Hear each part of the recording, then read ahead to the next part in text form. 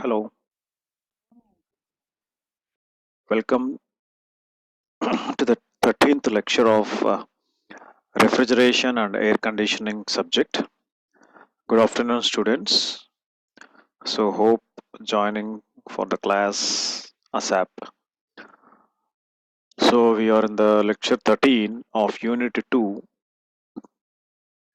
from R&AC subject. So, in the last class, we have discussed about the standard or simple vapor compression refrigeration system.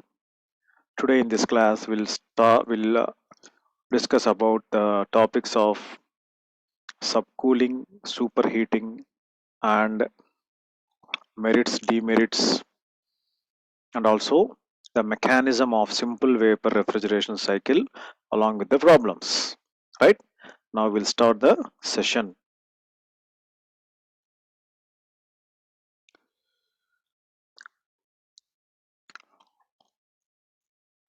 So coming to the merits, demerits of VCR system or air refrigeration systems.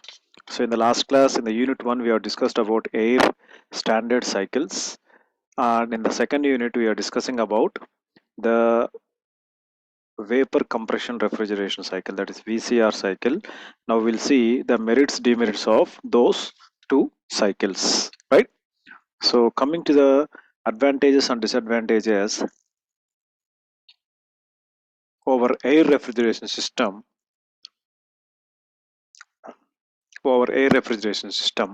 the advantage of the VCR, the running cost is less.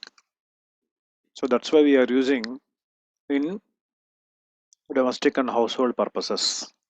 When compared to the industrial air coolers, industrial air conditioning machines, it is less cost. Next,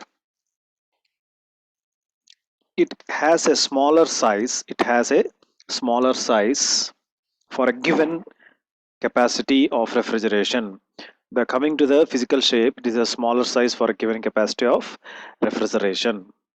Next one, it has the quotient of performance when compared to the refrigeration system, air refrigeration system is high, right?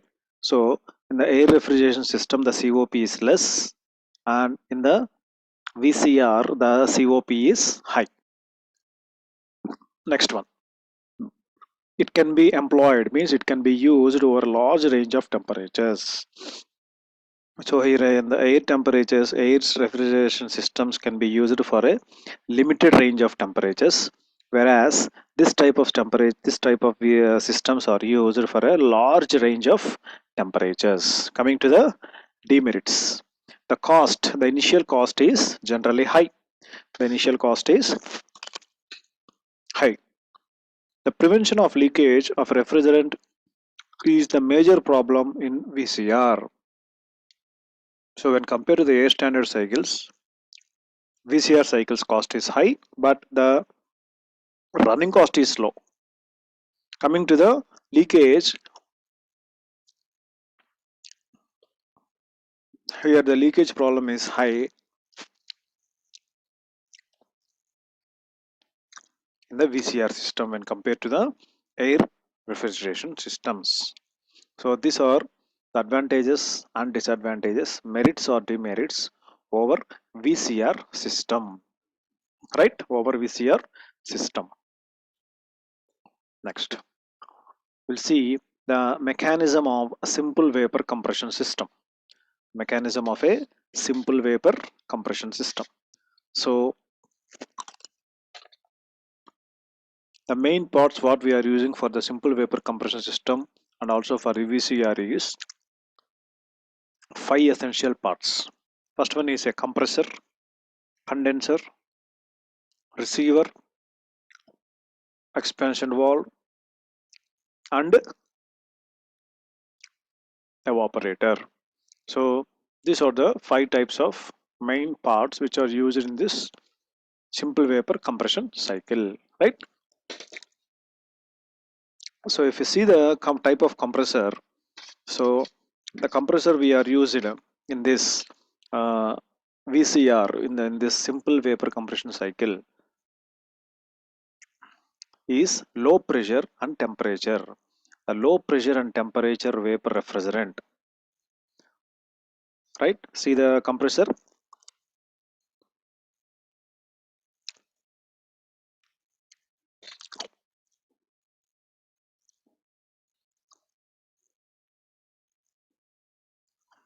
Refrigerant what we are using in this VCR is low pressure and pressure and temperature from evaporator.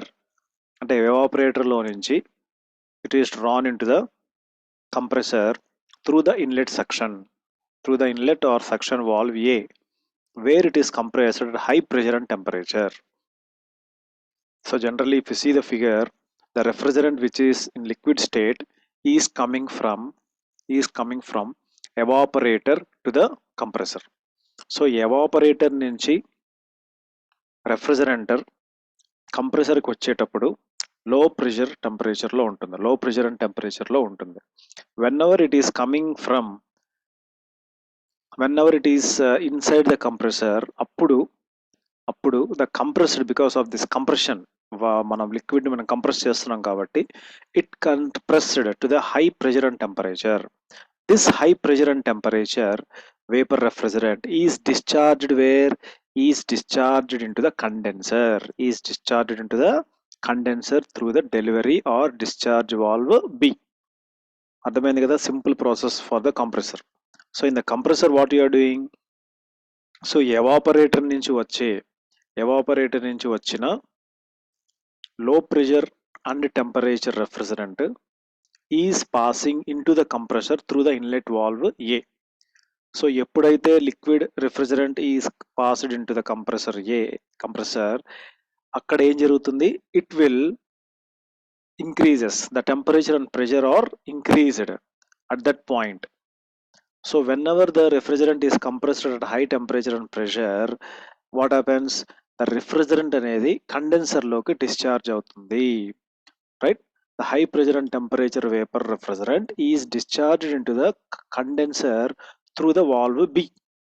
అది compressor చేసే పని. Next coming to the condenser. Now what does the condenser do? ఎప్పుడైతే high pressure high టెంపరేచర్లో ఉన్న refrigerant కండెన్సర్లోకి వచ్చిన తర్వాత the condenser పని ఏంటి, it cools the condenser or cooler which consist of coils in pipe in which the high pressure temperature vapour refrigerant is cooled and condensed. So కంప్రెసర్లో నుంచి వచ్చిన హై ప్రెషర్ టెంపరేచర్ రెఫ్రిజరెంట్ కండెన్సర్లోకి వెళ్ళినప్పుడు coils of pipe ఉండడం మూలాన it cools and condensed. Now the refrigerant passing through the condenser gives the latent heat outside. It gives up the latent heat to the surrounding condensing medium, which is normally air or water. So that is the main purpose of condenser. Condenser enti, condenser is a device or a cooler where you are having coils of wire where the refrigerant is passing into this chamber where it get cooled and it gives up the latent heat. అని మీరు simple గా exam point of view లో you have to right. Next third one is a receiver. Third one is receiver. So what's happening to the receiver here? The condensed liquid ఏదైతే cool గా ఉన్న liquid refrigerant condenser లో నుంచి ఈ stored in a vessel known as receiver. So the condensed liquid refrigerant from the condenser is cooled in a vessel known as receiver, where it is supplied to the evaporator. మళ్ళీ తిరగాలి కదా, cyclic process చేయాలి. So that's why the condensed liquid is stored in a receiver. Again it is supplied to the evaporator through what? Through the expansion valve or refrigerant control valve, right? Or refrigerant control valve. Next, here you are getting some problem, the slide.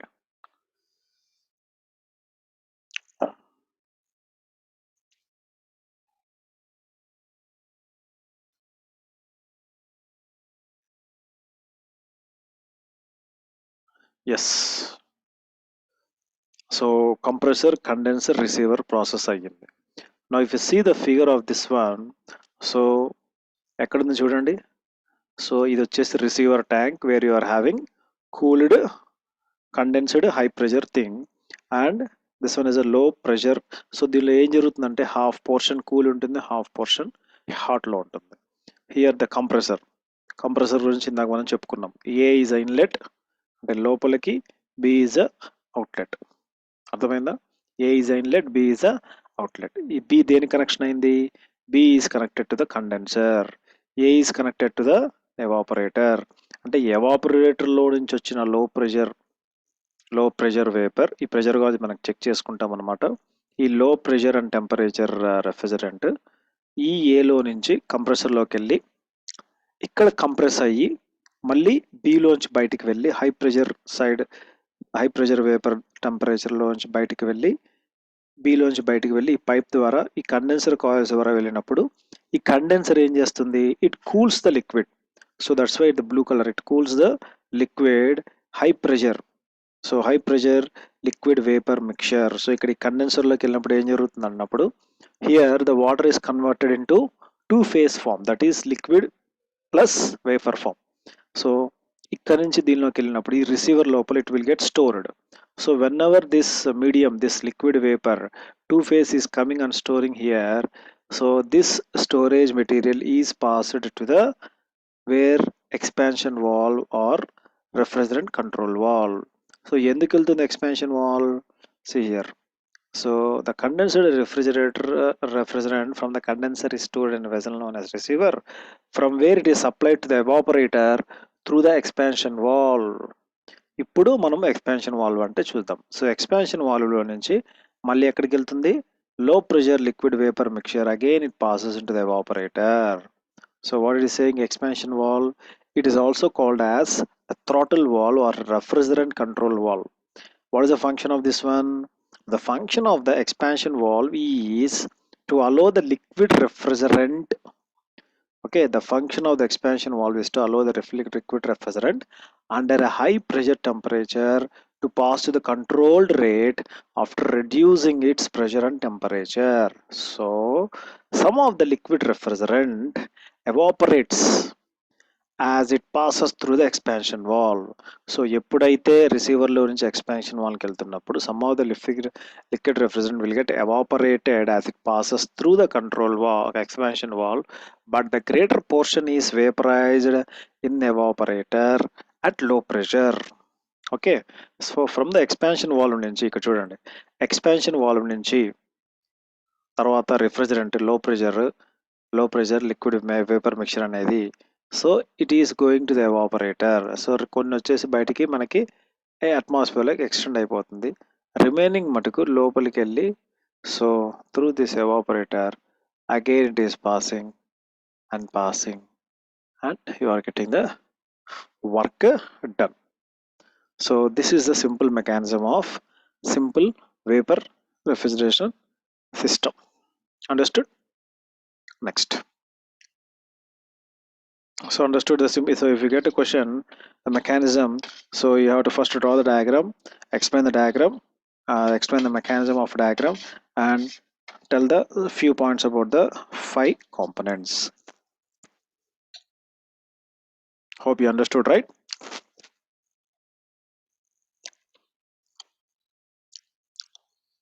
Next, coming to the types of vapor compression cycles. Okay, coming to the types of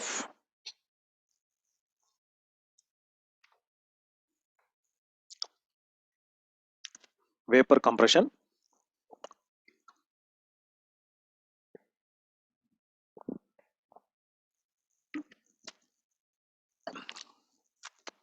cycles.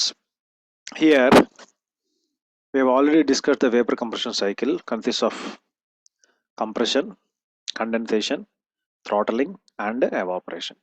Many scientists have focused their attention to increase the coefficient of performance of the cycle. So మనకి just మనం ఏం జరిగింది, మనకి ఒక cycle process ఎలా జరుగుతుంది, working ఎలా జరుగుతుంది మాత్రమే తెలుసుకున్నాం by this main compressor, condensation, throttling and evaporation. కానీ some of the scientists have focused about the performance and increasing the performance efficiency of the cycle. Though there are many cycles, but There they have given importance to some other points of contact. So coming to that one, first cycle is cycle with dry saturated vapor. Compression జరిగిన తర్వాత dry saturation vapour concept మీద కొంతమంది సైంటిస్టులు have made some research. Next cycle with wet vapour after compression. Dry సాచురేషన్లో ఎలా జరుగుతుంది, wet వేపర్లో ఎలా జరుగుతుంది.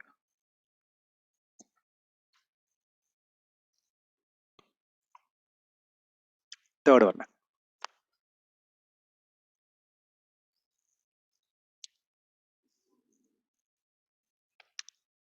cycle with superheated vapor after compression. Cycle with superheated vapor after compression. Next,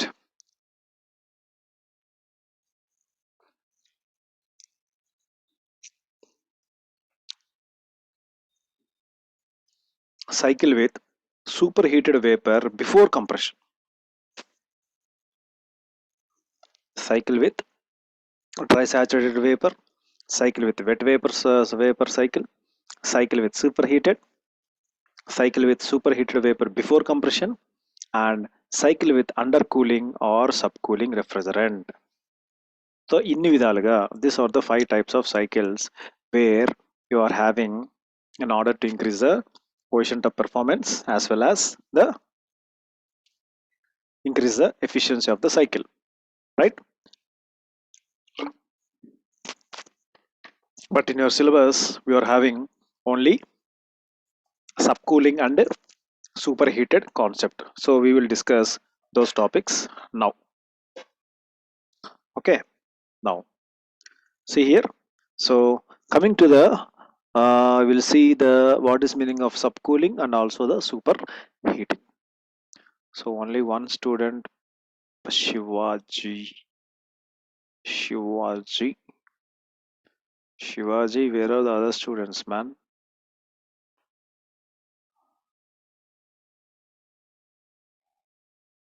Yes, coming to the subcooling process. Coming to the subcooling process. In actual refrigeration cycles. In actual refrigeration cycles, what's happening? So the temperature of the heat sink will be several degrees lower than condensing temperature to facilitate the heat transfer. So in order to facilitate the heat transfer from lower medium to higher medium, you don't know. Okay. So remaining classes లో కూడా ఇంతమంది వస్తున్నారా? Only very few attending.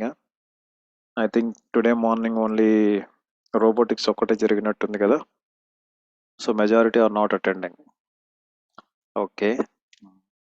But attendance అనేది post చేస్తున్నట్టున్నారు everyday. I don't know exactly, but attendance mandatory అంటున్నారు. But mandatory, but it can be solvable.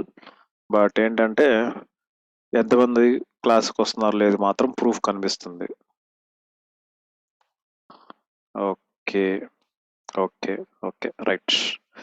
Okay, no problem. Uploaded videos చూసుకుంటారు.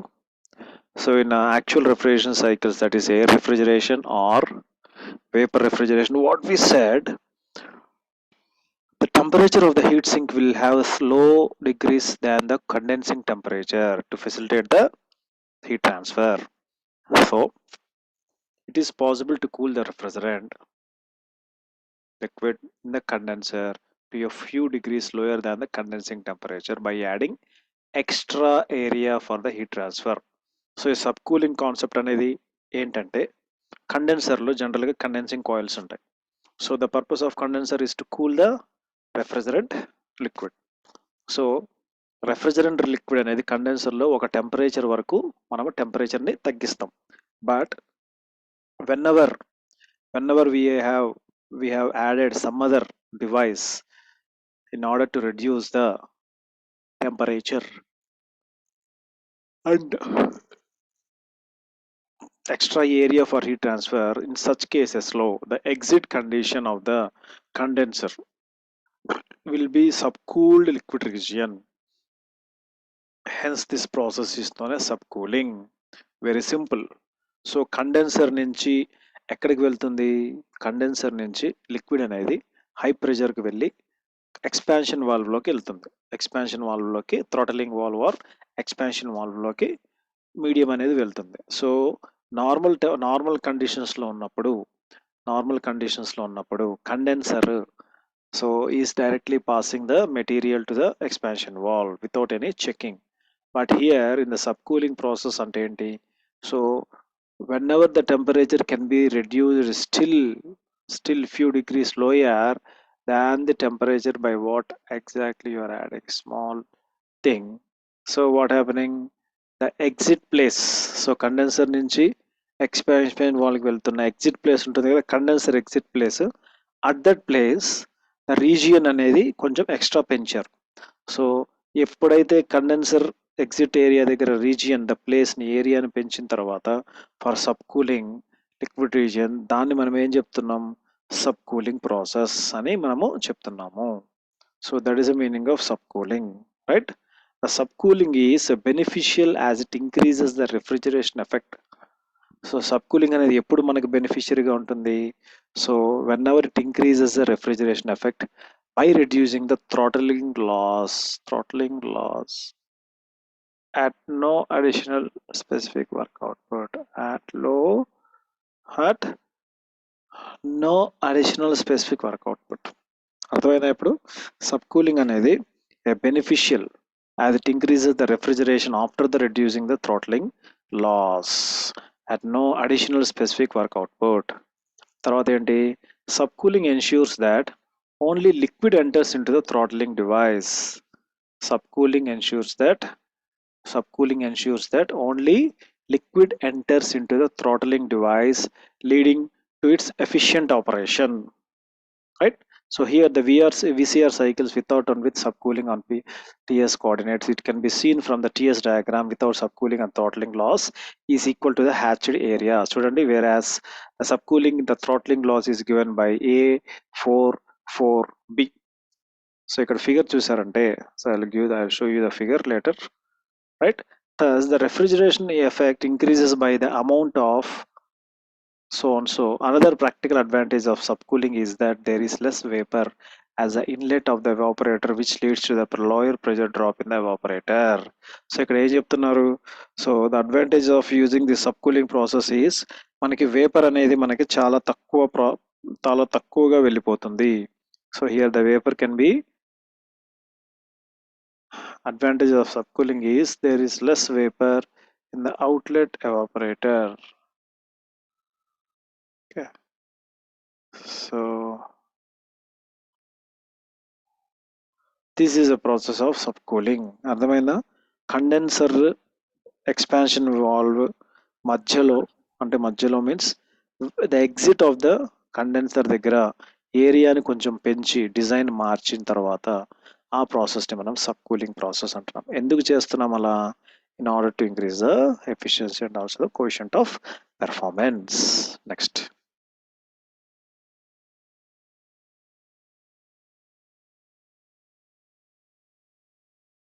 Superheating. What is the meaning of superheating there? Superheating, the temperature of heat source will be a few degrees higher. A temperature of the heat source will be so akkada evaporator దగ్గర temperature of heat source will be few degrees higher than the evaporator temperature. Hence the vapor at the exit of evaporator can be reduced to some degrees. So evaporator దగ్గర ఉన్న టెంపరేచర్ని మనము so డెఫినెట్గా అది ఒక రేంజ్కి వెళ్ళిన తర్వాత it will be higher than that of the evaporator range. So that's why the evaporator is ready. Hence the evaporator is ready for making it cool by few degrees. So if the superheating of the refrigerant takes place due to the heat transfer with the refrigerant space, then it is known as user superheating, as it increases the refrigeration effect. So this is nothing but simply the superheating, right? On the other hand, it is possible that the refrigerant vapor to become superheated by exchanging heat with the surroundings as it flows through the connecting pipelines. Therefore, such heating is known as useless superheating and it does not increase the refrigeration effect. అర్థమైంది కదా? So heat superheating means, so generally the heat source will be few degrees higher than the evaporator temperature. Hence the vapor to the exit of the evaporator can be superheated by a few degrees. By a few degrees. So useful superheating increases.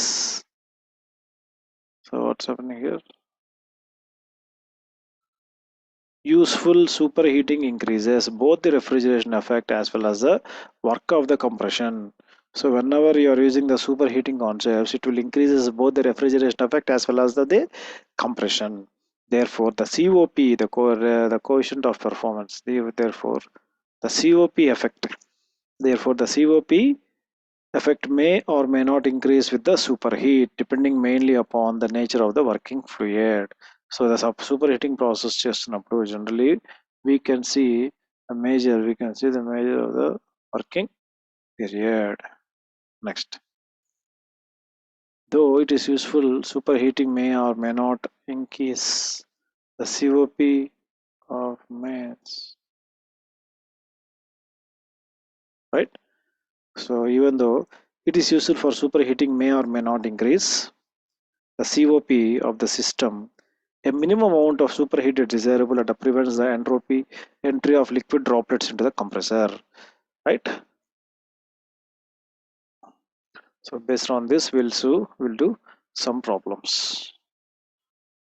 So first read the problem.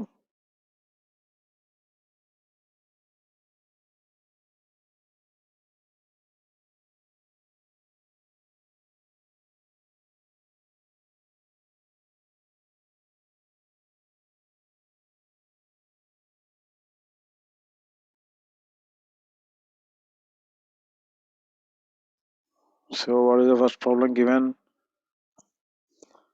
In an ammonia vapor compression system. In an ammonia vapor compression system. In an ammonia vapor compression system. The ammonia vapor compression system. The pressure at the compressor, the pressure at the evaporator is 2 bar. The pressure at the evaporator is 2 bar. Ammonia at exit is 0.85 dry and at entry its dryness fraction is 0.19. So during the compression of work done per kg of ammonia is 150 kilojoules. Okay, here it is 150 kilojoules. So calculate the COP and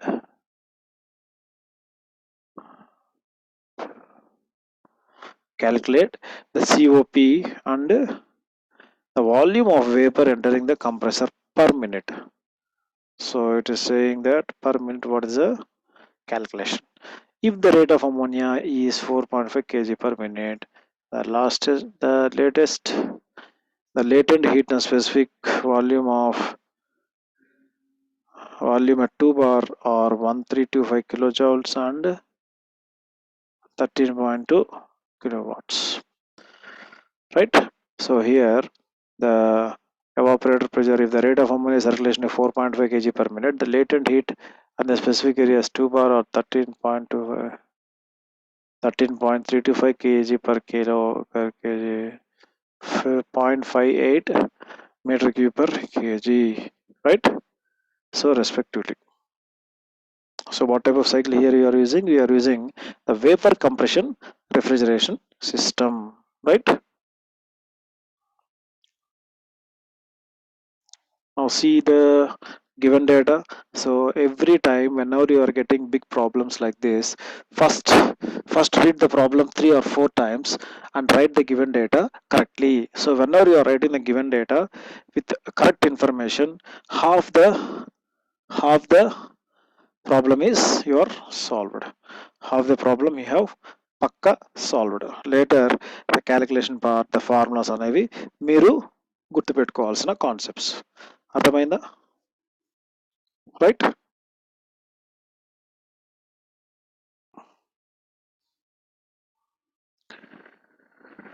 Now see the given data. Now see the given data.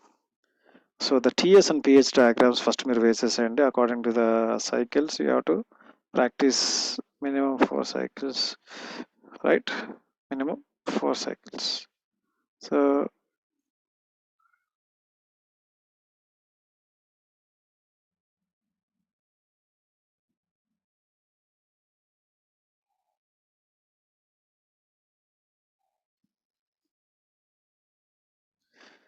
now see the given data.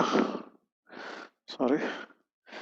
So coming to the given data, P1 is equal to P4, that is 2 bar, right? Ammonia exits at exit annappudu x1 is equal to 0.85, and at entry the Reynolds fraction is 0.9. Entry x4 is equal to 0.19. Now what is the weight during the compression work done per kg of ammonia is 150 kilojoules. 150.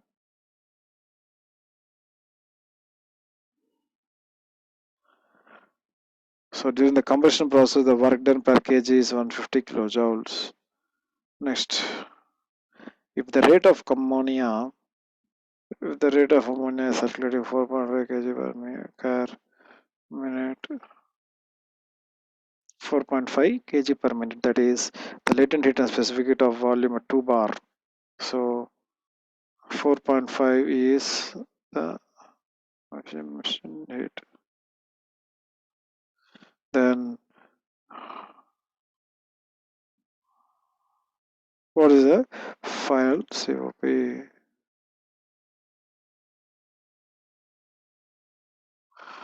So in this way you have to write the given data.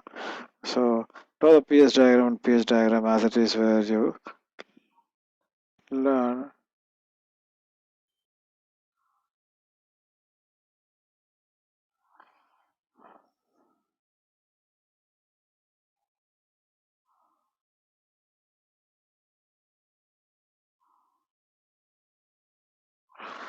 Now see here, the ammonia vapor entry level is that is at 4 points. So at the P4 has a Reynolds friction x4 equal to 0.9, therefore the enthalpy at point is 0.94. 0.94. See here.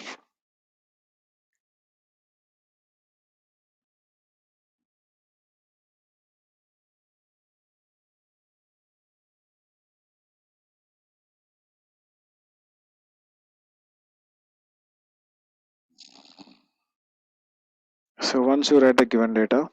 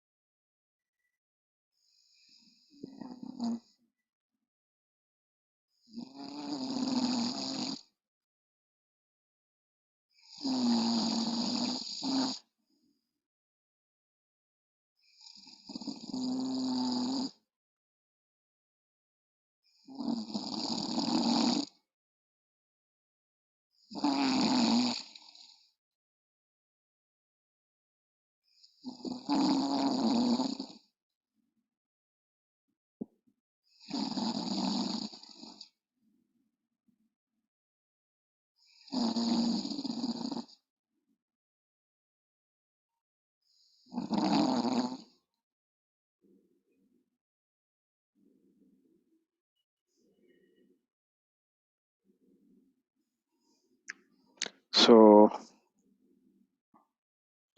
we'll stop the class here because I have the class at 3 o'clock. So the time is only 5 minutes. So we'll continue the class in the next session, right?